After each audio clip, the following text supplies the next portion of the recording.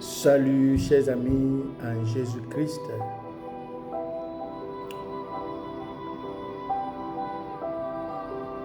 Bon dimanche et bonne fête du Christ roi à vous tous.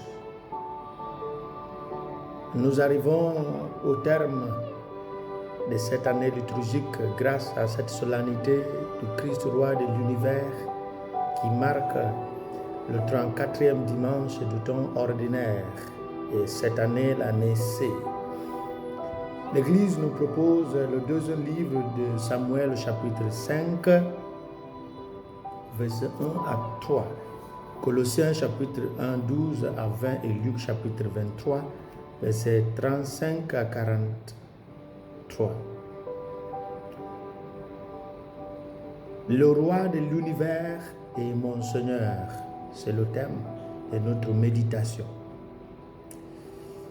Aujourd'hui prennent fin les 4 solennités post-Pentecôte à travers lesquelles nous méditons en profondeur sur les mystères pascals.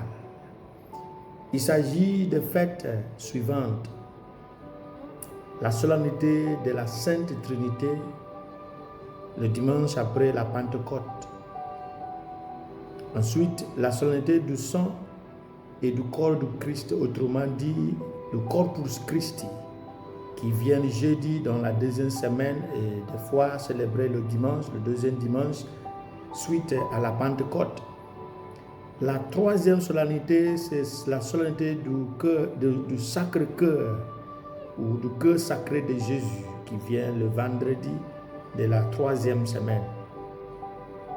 Et enfin, nous parlons de la solennité du Christ, le roi de l'univers, qui clôture les 4 solennités post-Pentecôte que l'Église nous donne pour méditer en profondeur les mystères christologiques. Cette dernière fête marque la fin, comme je viens de dire, de l'année liturgique en cours et elle précède le premier dimanche du temps de l'Avent, d'une nouvelle année liturgique qui commence le dimanche prochain.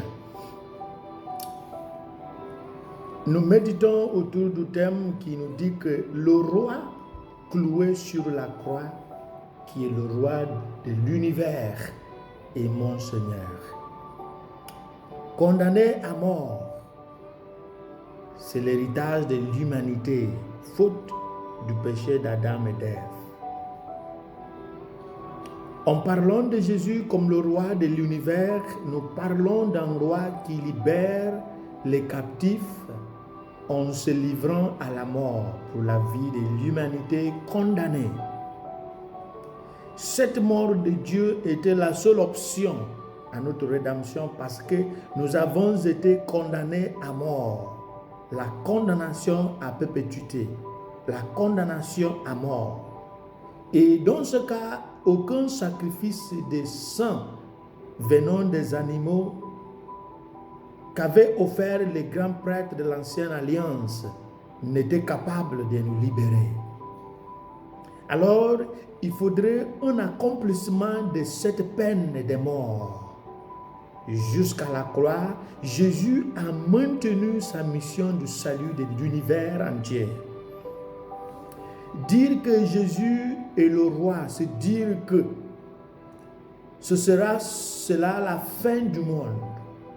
Finalement, la période avant la fête du Christ roi, c'est bien toute une attente et une annonce de ce qui sera la fin du projet de Dieu quand enfin il va accomplir sa mission, son projet. Effectivement, le Christ sera le roi de cet accomplissement du projet de Dieu. Je crois que c'est surtout pour nous pousser, pour nous inviter à hâter sa royauté, son royaume.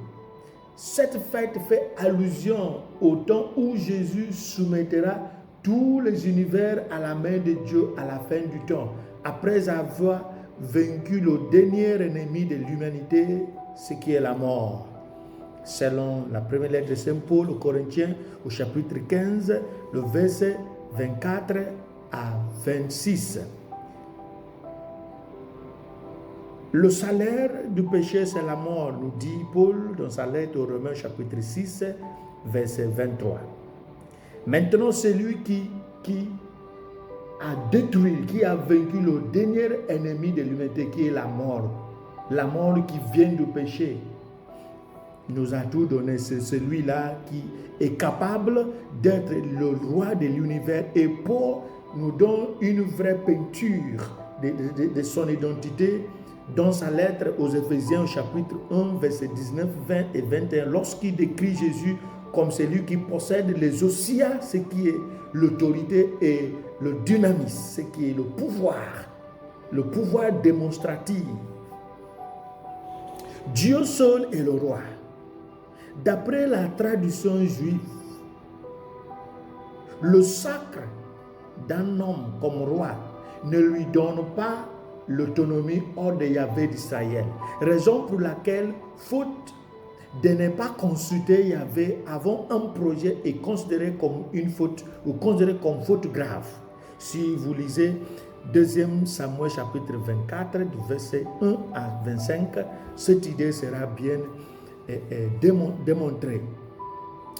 Dans la prescription du Deutéronome, surtout au chapitre 17, des prescriptions concernant le roi.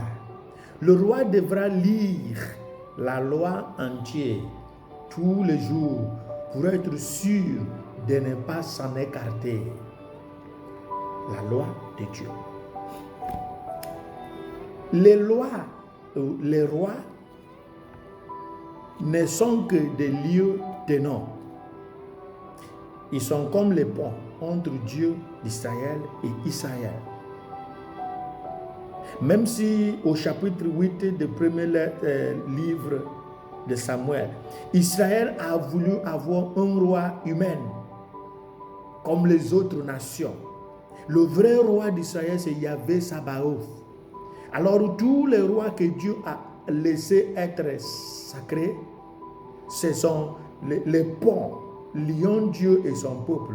Ils ne sont pas proprement dit les rois comme les autres. Yahvé restera toujours le roi d'Israël. Raison pour laquelle tu ne pourras pas aller en guerre sans consulter Yahvé d'Israël.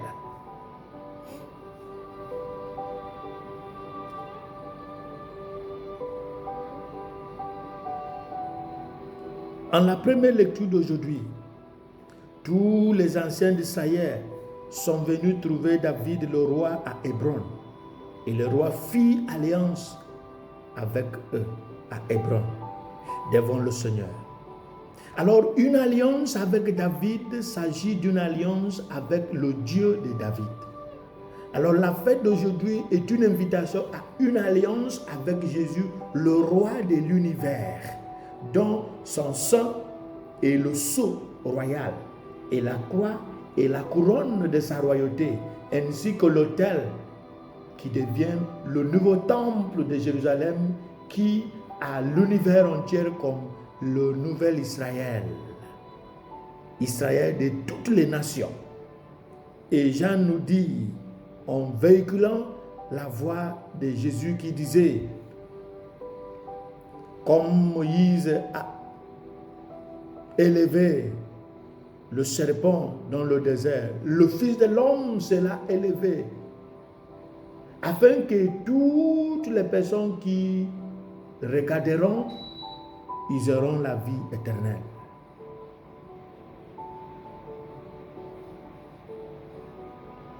Nous sommes de tes os et de ta chair, dit les anciens d'Israël au roi David.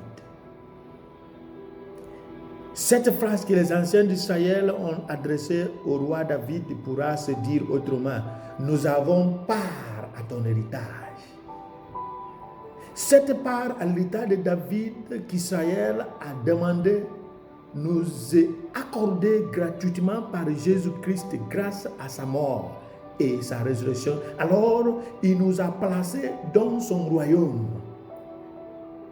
être dans ce royaume, c'est faire la volonté de Dieu, ce qui est résumé dans la partie de notre Père. Que ton règne vienne, que ta volonté soit faite sur la terre comme au ciel. Jésus qui est le roi de l'univers, c'est celui qui est cloué sur la croix. Il a mérité d'être le chef de tout l'univers, parce que il a racheté le monde par sa sainte croix. Et possède, étant le Messie de l'Éternel, étant le Christ de Dieu, et possède le dunamis, le pouvoir démonstratif et les ousia, l'autorité de gouverner, l'autorité qui ne vient pas de l'extérieur. Il est né avec cette autorité. Et c'est lui seul qui pourra soumettre tout l'univers à ses pieds. Pour faire partie de ce royaume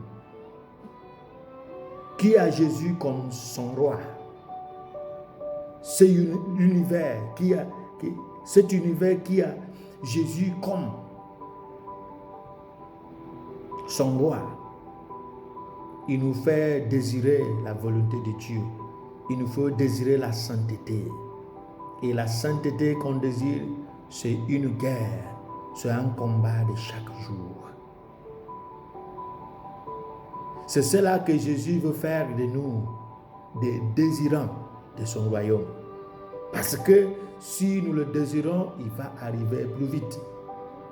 Au contraire, s'il n'a pas de désir, comme Saint Augustin d'Hippone nous a dit que les chrétiens ne deviennent plus des saints parce qu'ils ne désirent plus être saints.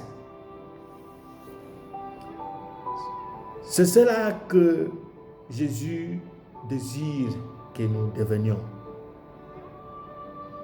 C'est pourquoi Dieu veut nous confier son royaume comme les participants à son projet. Si je le veux vraiment, je vais bouger un peu pour cela. Je dois me déplacer envers le lieu saint en faisant des activités convenables, conformément à ce que je désire. En d'autres termes, désirer le royaume, c'est être prêt à se lancer ou à se plonger dans une véritable activité active. Et ce qui veut dire être éveillé, être vigilant pour promouvoir et protéger la cause du royaume. Pour que Jésus soit notre roi de l'univers, qui a fait une chose qu'aucune entité humaine et spirituelle n'a fait, de libérer l'homme de l'esclavage du péché. Jésus, son travail n'est pas de nous faire des riches, des bourgeois, parce qu'il nous a outillés. C'est pourquoi la richesse n'est pas l'héritage des chrétiens seulement. Il faut connaître la règle, la dynamique d'avoir la richesse. Sa seule mission, c'est de nous libérer de l'esclavage du péché qui entraîne la mort. Et il l'a fait. Et c'est pourquoi, pour nous, Jean nous dit que avoir la vie éternelle, c'est de croire en celui que Dieu a envoyé. Et celui qu'il a envoyé, c'est Jésus. De croire en Jésus, c'est de faire sa volonté. Mais la volonté de Jésus n'est pas une petite chose. C'est pourquoi que nous soyons des élus consacrés, ordonnés, simples laïcs, baptisés. Tout le monde est dans ce combat de lutte vers la sainteté. C'est un chemin dur, sauf la grâce. Et une rencontre sincère avec la grâce nous donnera la force de vaincre et de vivre dans le royaume où nous avons Jésus, le roi de l'univers, comme notre maître, qui nous donne la grâce de célébrer cette fête, qui nous prépare à une période d'attente, une période de retraite pour la célébration de son avenir prochain, qui englobe la naissance et la parousie, la deuxième venue du Christ, qui nous donne la grâce au nom du Père et du Fils et du Saint-Esprit. Amen.